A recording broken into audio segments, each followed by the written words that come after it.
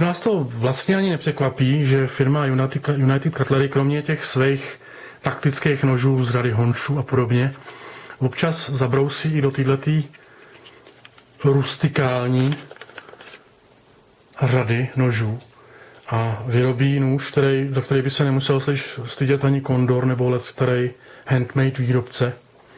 A tady máme ten Bushmaster Marajo. Marajo bude zřejmě to dřevo, nejsem si jistý.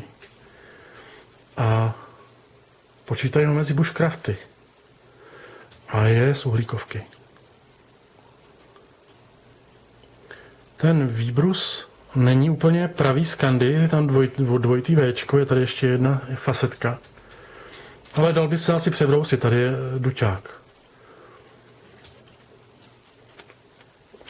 Na mě ta rukojeť je moc mohutná, ale vím, že takový nože má spousta lidí v oblibě.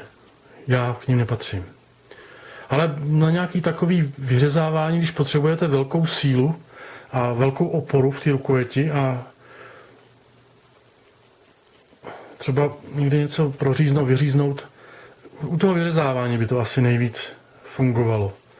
Tak je to perfektní, protože si nezraníte ruku, neuděláte si hned tak mozoly a puchýře.